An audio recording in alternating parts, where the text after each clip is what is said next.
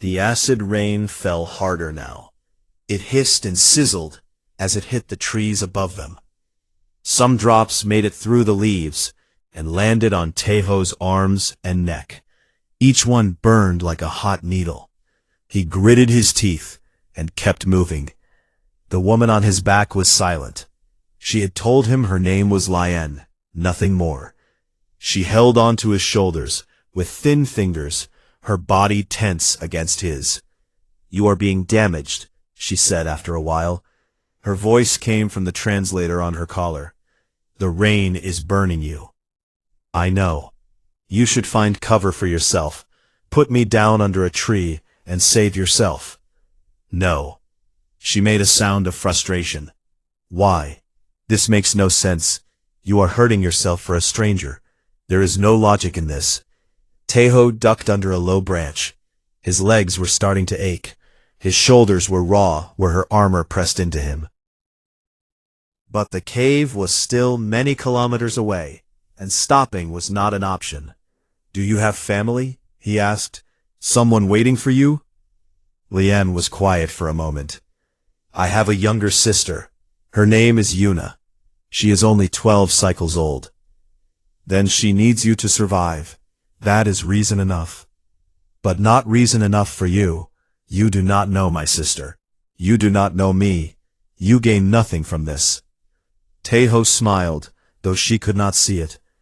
"Maybe I just don't like the idea of someone dying alone in the rain." Lian did not respond. She did not understand. Among her people, the wounded were left behind. Resources were precious. Time was precious. Wasting either on someone who might die anyway was considered foolish, even shameful. And yet here was this small, soft creature, carrying her through a poisonous storm, because he did not like the idea of her dying alone. It made no sense at all. The rain continued to fall. Teiho's pace grew slower as exhaustion took hold. His boots had worn through on the bottom, and sharp stones cut into his feet with every step. But he did not complain. He did not stop. Lian found herself watching the back of his head. His hair was dark and wet with rain. His neck was red with burns. His breathing was heavy and rough. He was suffering greatly, and all of it was for her. "Do you know what I am?" she asked quietly. "Wounded," he answered. "No, I mean, do you know my position, my rank?" "You said your name is Lian. That is all I need to know." She hesitated. Part of her wanted to keep silent. Part of her wanted him to understand what he was risking his life for. "I am Princess Lian of the 3rd Celestial House of the Keth Dominion," she said. "I am heir to 40 star systems. My father is Emperor of 200 billion souls." Then he shifted her weight on his back and kept walking. "Did you hear me?" she asked. "I heard you. 40 star systems. That sounds like a lot of paperwork," he said. Lian blinked. That was not the response she had expected. No shock, no awe, no sudden desire to use her for political gain. Just a simple joke about paperwork. "You are very strange," she said. "I have been told that before," he replied. The forest began to thin. Teiho could see the mountains ahead now, dark shapes against the darker sky. The caves were in those mountains. They were close. They were going to make it. His right leg gave out without warning. He fell forward, catching himself on his hands, barely managing to keep Lian from hitting the ground. Pain shot through his knee. Something had torn. Something important. "Human!" Lian's voice was sharp with concern. "Are you injured?" Teiho took a breath, then another. He pushed himself back up. His right leg screamed in protest, but it held his weight. Barely. "I am fine," he said. "You are lying." "Yes, but we are almost there. I can rest when we reach the cave." He started walking again. His pace was slower now, uneven. Each step on his right leg sent fire through his body. But he kept moving. Lien felt something strange in her chest. It was tight and warm and uncomfortable. She realized, with great surprise, that she was worried. Not for herself, for him. When had that happened? When had this strange human stopped being a creature and become a person to her? Why did humans do this? She asked softly. Risk themselves for others, suffer for strangers. Where does this come from? Taeho thought about the question for a while. The rain was finally stopping. The first light of dawn was appearing on the horizon. They had survived the night. I do not know, he admitted. It is just how we are. We see someone hurting, and we want to help.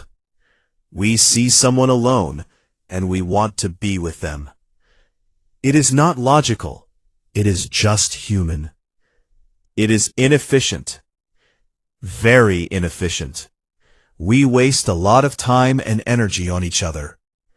Then why do you continue to do it? Taeho smiled again.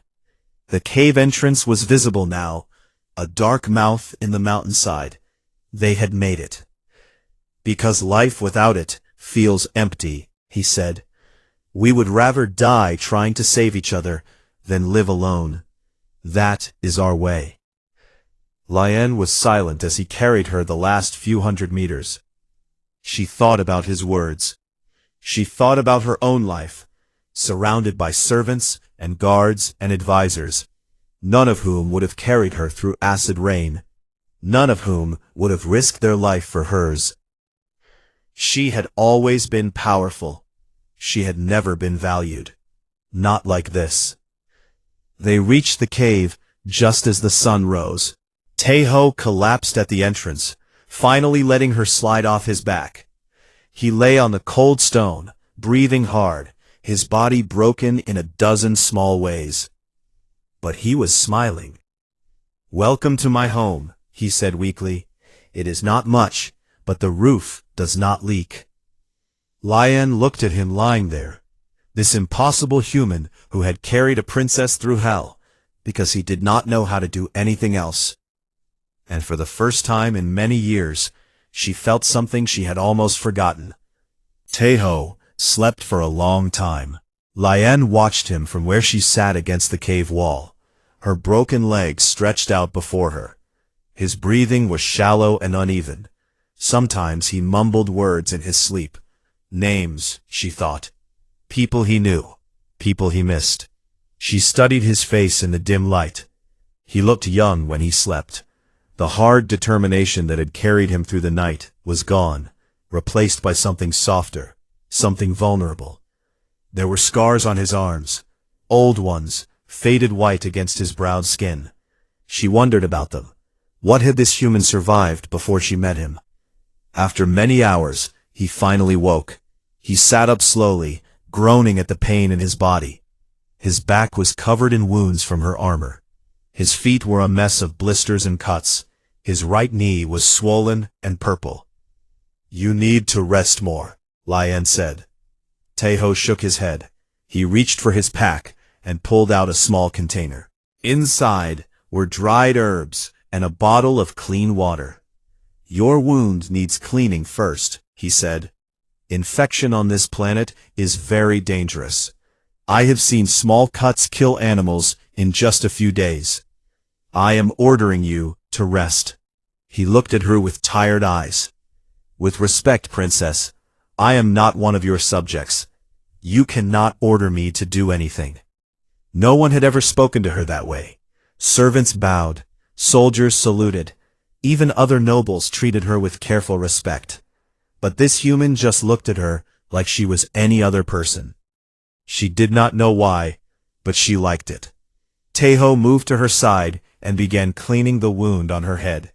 His hands were gentle despite their roughness.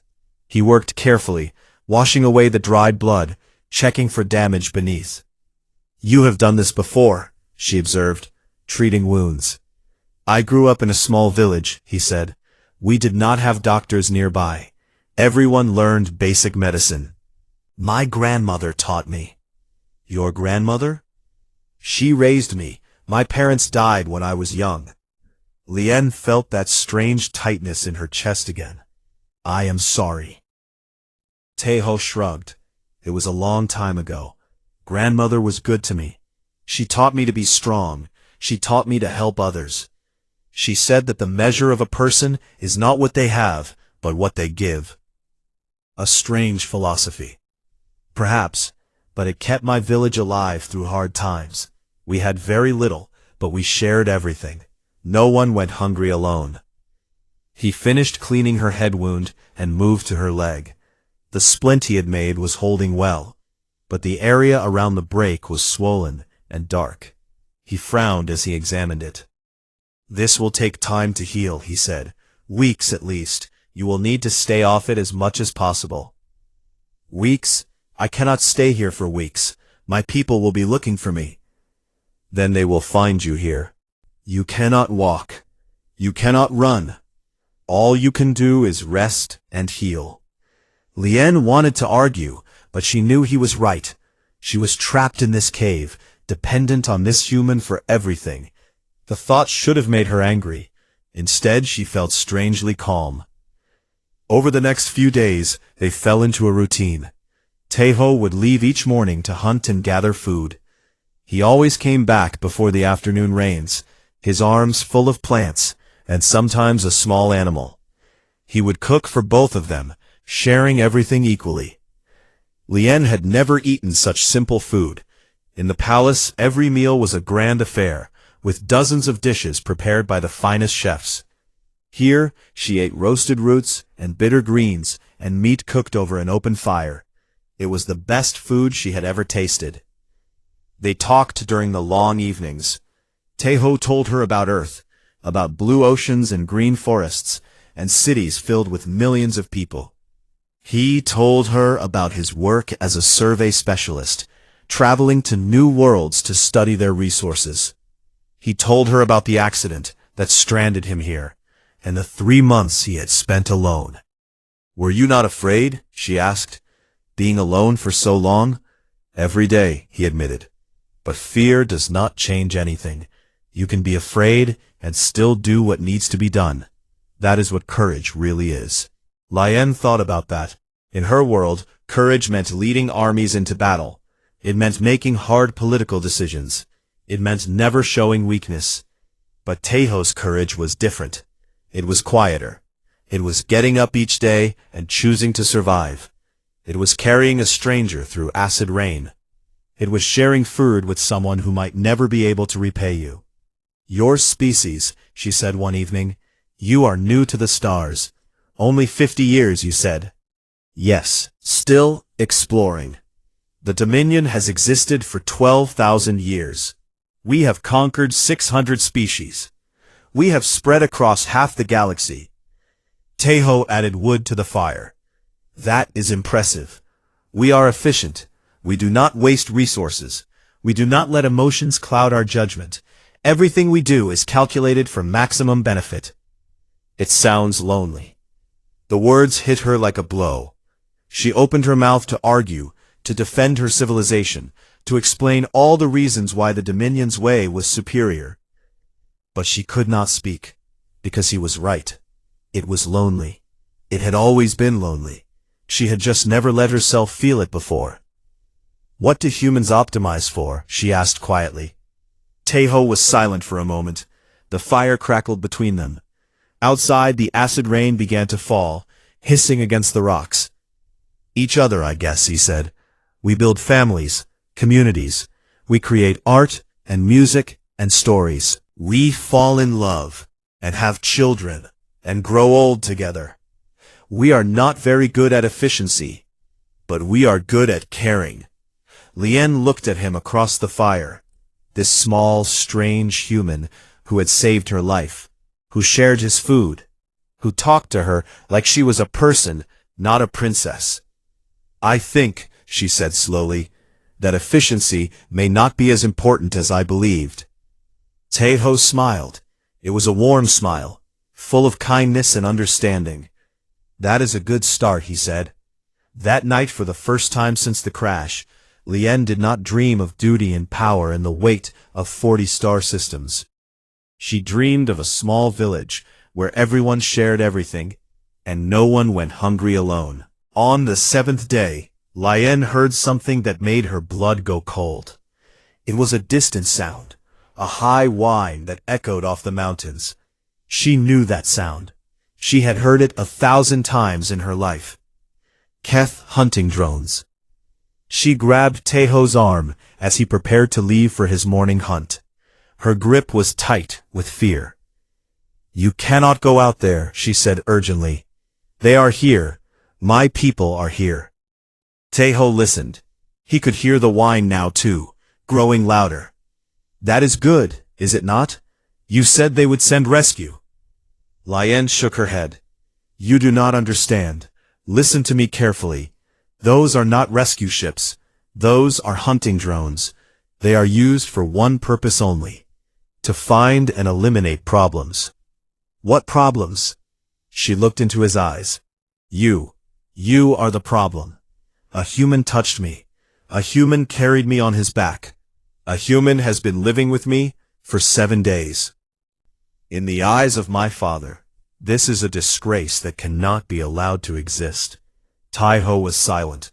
His face showed no fear, only understanding, and something else: determination. "They will kill you," Lien continued. "They will kill you and erase all evidence that you ever existed, and they will call it mercy. They will say they were protecting my honor. And what about you? I will be taken home. I will be reminded of my duty, and I will never speak of this again." Teho gently removed her hand from his arm. He walked to the cave entrance and looked out at the sky. The drones were visible now, dark shapes against the morning clouds. There were many of them.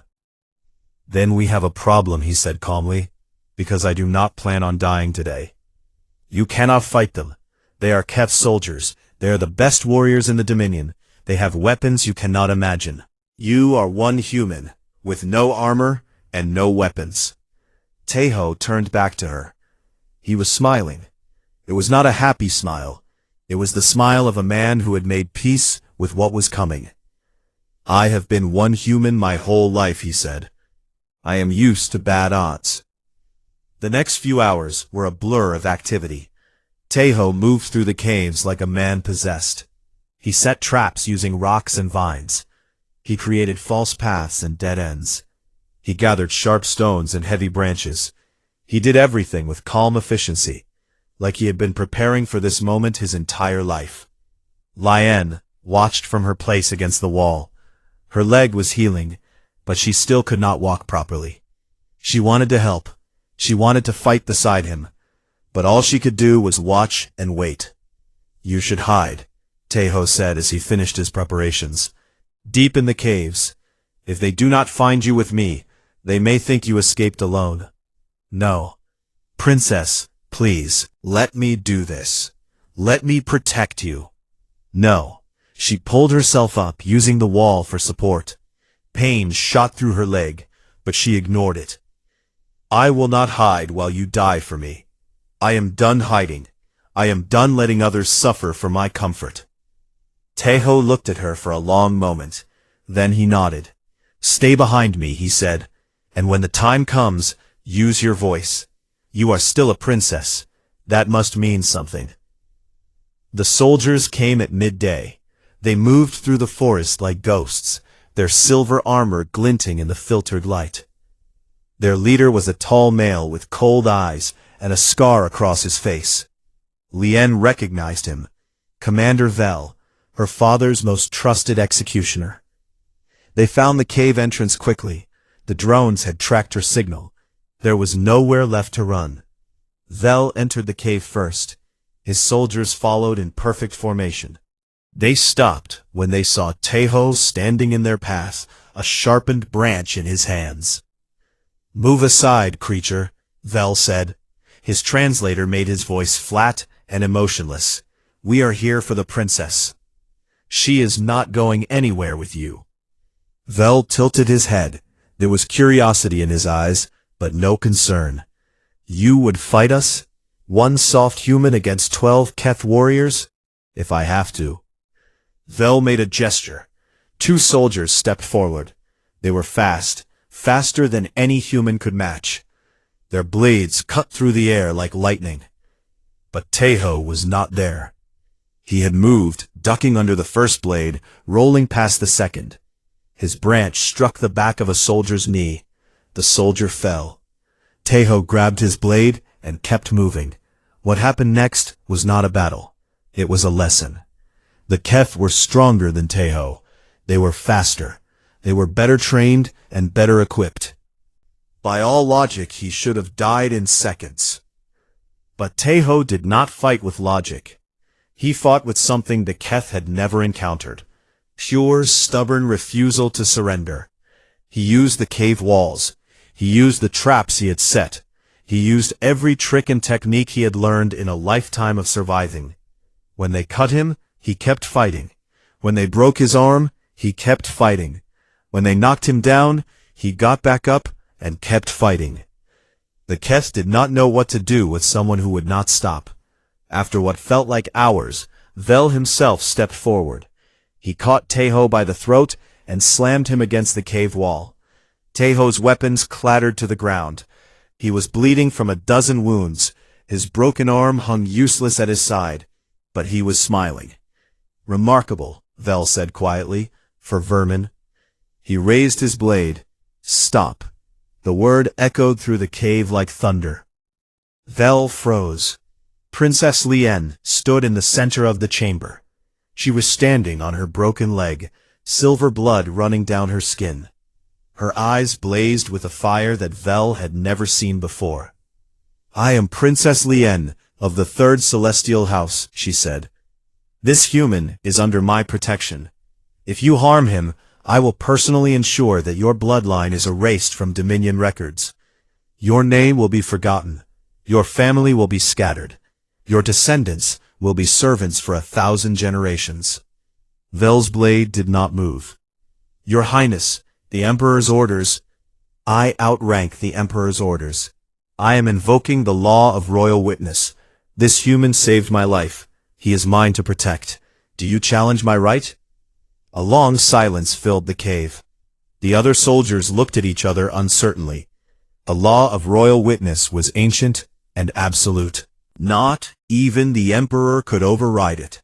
Slowly, reluctantly, Vel lowered his blade. "As you command, Your Highness," he said. Lien limped forward. She placed herself between Vel and Tahoe. Her body was shaking with pain and exhaustion, but her voice was steady. "You will take us both to the flagship," she said. "You will give this human medical treatment, and you will tell my father that I am coming home. We have much to discuss." Vel bowed his head. He had no choice. Behind her, Tahoe slid down the wall, finally allowing himself to collapse. He was broken and bleeding and barely conscious, but he was alive. They both were. And everything was about to change. The Dominion flagship was the largest ship Kim Tae-ho had ever seen. It hung in orbit like a floating city, gleaming silver against the black of space. Thousands of smaller ships moved around it like fish around a whale. Tae-ho watched through the window of his medical chamber. His arm was in a healing device. His wounds had been treated with technology far beyond anything on Earth. He would recover fully, the doctor said, physically at least. He had been on the ship for 3 days. No one had spoken to him except the medical staff. No one had told him what was happening, or what would happen next. He was alive, but he was also a prisoner. He understood that. The door to his chamber opened. He turned, expecting another doctor. Princess Lien stood in the doorway. She looked different now. Her wounds had healed. She wore ceremonial robes made of material that seemed to shift and shimmer as she moved. Her silver hair was arranged in an elaborate style. Jewelry hung from her ears and neck. She looked like exactly what she was, a princess of the most powerful empire in the galaxy. But her eyes were the same. Those purple eyes that had watched him through acid rain and long nights in the cave. The eyes of someone who had been changed. "You look good," Tae-ho said. Lien almost smiled. "You look terrible." I have been told that before. She entered the chamber and sat in the chair beside his bed. For a moment, neither of them spoke. So much had happened. So much had changed. Where did you even begin? My father wanted to execute you, Lien said finally. He said that a human touching the royal flesh was an insult that could not be forgiven. He said that your species was barely more than animals, and that showing mercy would make the Dominion look weak. Taeho nodded. He had expected as much. I told him no. He looked at her. And he listened? We argued for 2 days. I told him everything. The crash, the rain, the walk, the cave. I told him how you carried me through poison and fire, because you could not do anything else. I told him how you shared your food, and treated my wounds, and talked to me like I was a person, instead of a title. She paused, looking out the window at the stars. I told him that in 7 days, you showed me more kindness than I had received in my entire life. And I asked him a question. I asked him what the point of an empire was, if no one in it actually cared about each other. What did he say? He did not have an answer. I think it was the first time anyone had ever asked him that question. The first time he had ever thought about it. Lien turned back to Taeho. Her expression was serious now. The Dominion is offering your species a treaty, she said. Trade rights, technology sharing, military protection, a seat at the Galactic Council. Everything your people have wanted since you first reached the stars. Taeho stared at her. This was beyond anything he could have imagined. Humanity had been struggling for 50 years to be taken seriously by the older races. And now, because of one crashed ship and one long walk through the rain, everything was changing. Why? He asked. Because you showed us something we had forgotten, Lien said simply. You showed us that efficiency is not everything. That strength without kindness is empty. That an empire built on cold logic will always be weaker than a village built on love.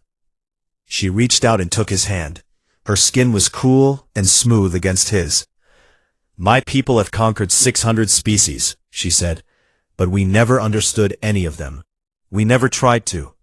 We saw the galaxy as something to be controlled, not something to be connected with.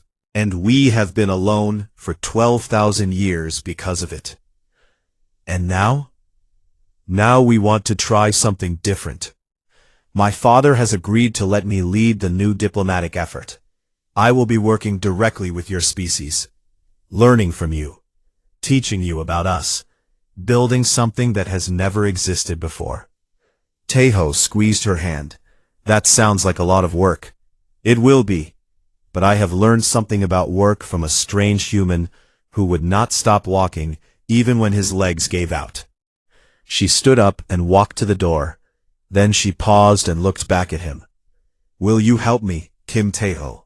Will you help me build a bridge between our peoples? He should have said no.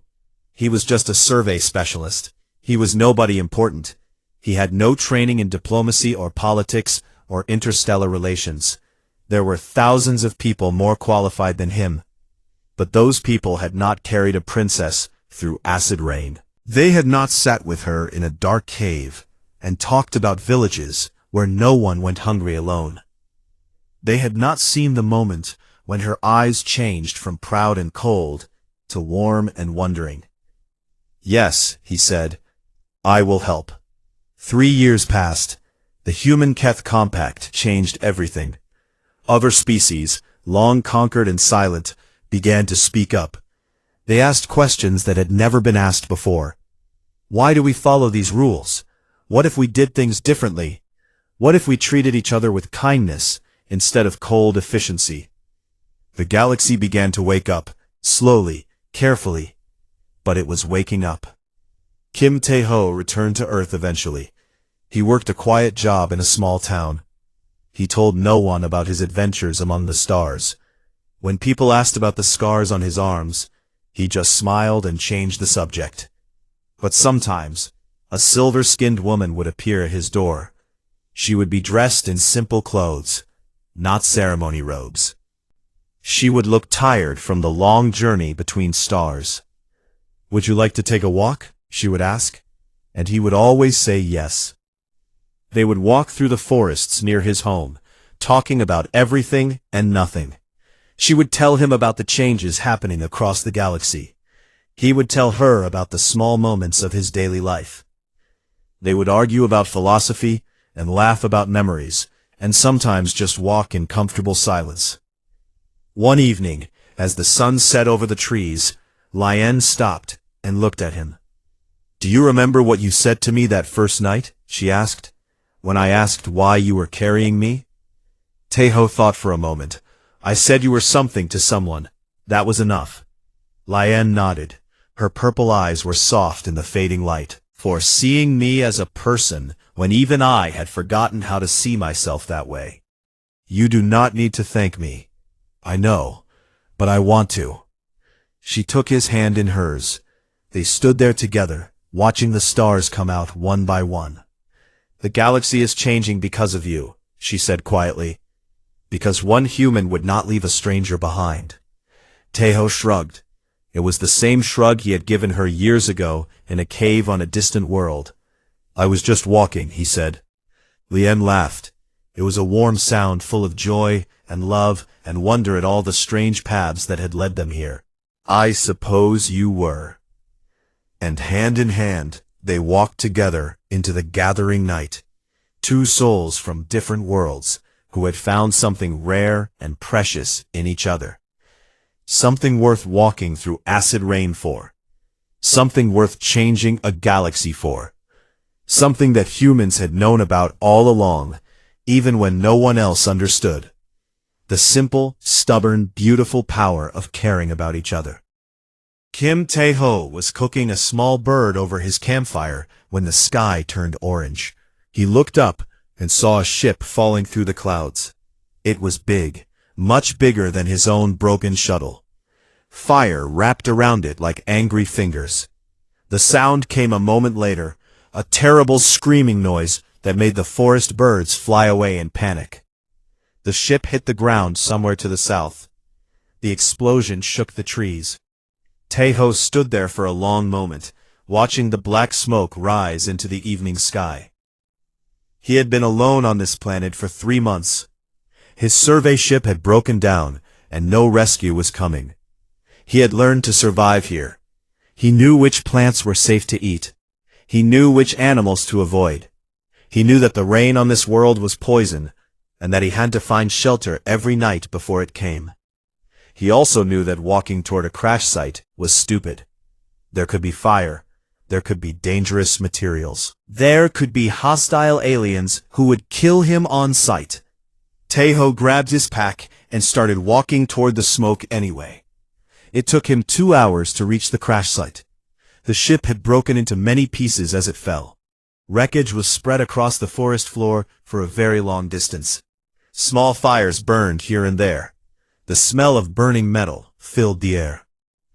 And there were bodies. Taeho had never seen this species before. They were tall, taller than humans, with silver skin that shimmered in the fading light. Their bodies were thin and elegant, with long limbs and delicate features. They wore armor that looked like it was made from polished glass. All of them were dead. He walked through the wreckage slowly, checking each body. He was not sure what he was hoping for. Maybe a working radio, maybe supplies, maybe just the chance to not be so alone anymore. A soft moan, barely louder than the crackling fires. He found her under a piece of the ship's hull. She was female, he thought, though he could not be certain. Her silver skin was darker than the others, almost gray in places. Blood leaked from a wound on her head. Her leg was bent at a wrong angle, clearly broken. But she was alive. Her eyes opened when he knelt beside her. They were purple, bright and sharp despite her pain. A device on her collar made a clicking sound, and then a voice came from it, speaking his language. "Leave me, creature." Taeho ignored her. He examined her leg carefully. The break was bad, but clean. He could work with that. "The Dominion will send rescue," she said. Her voice was weak but proud. "You need not waste your time." "When will they come?" Taeho asked. She was silent for a moment. I do not know. Days, perhaps weeks. The rain on this planet is acid. It comes every night. You will be dead by morning. Then that is my fate. Taeho looked at her. She stared back at him with those strange purple eyes. She was serious. She was ready to die here, alone in the wreckage, because she believed there was no other choice. He had seen that look before. He had worn it himself in those first terrible weeks after his ship broke down. A look of someone who had given up. No, he said simply. He found straight pieces of metal in the wreckage. He tore strips from his own shirt. Working quickly but carefully, he made a splint for her leg. She hissed in pain when he set the bone, but she did not scream. He wrapped the splint tight, checking his work twice. "What are you doing?" she demanded. "There is a cave system 15 kilometers north of here. I have been using it as shelter. We need to get there before the rain comes." 15 kilometers? I cannot walk. My leg is broken. I know. Taeho turned his back to her and crouched down. "Get on." "What?" "Get on my back. I will carry you." She stared at him like he had gone insane. Perhaps he had. 15 kilometers through alien forest, carrying a wounded stranger who was bigger than him, with night coming fast and acid rain on the way. It was a crazy plan, but it was the only plan. "This is foolish," she said. "You will not make it. You will die, and I will die, and nothing will be gained." "Maybe," Taeho admitted, "but I am going to try anyway. Now get on, or I will put you on myself." Something changed in her eyes. Confusion, perhaps, or curiosity. She did not understand him, and that bothered her more than the pain in her leg. Slowly, with great difficulty, she pulled herself onto his back, her arms wrapped around his shoulders. She was heavier than he expected, and her glass armor dug into his skin. He grunted and stood up. "This is wrong," she said quietly. "You should leave me. I am nothing to you." Taeho started walking. "You are something to someone," he said. "That is enough." The forest was dark now. Strange sounds came from the shadows. Somewhere far away, thunder rumbled. The acid rain was coming. Taeho walked faster. He did not know who she was. He did not know why her ship had crashed. He did not know if anyone would come looking for her, or if they would kill him when they found him. He only knew that she was hurt, and that he could help, and that leaving her behind was not something he was able to do. It was not in him. It had never been in him. The thunder grew louder. The first drops of rain began to fall, sizzling where they hit the leaves above. Taeho pulled his jacket over her head to protect her, and he kept walking into the dark.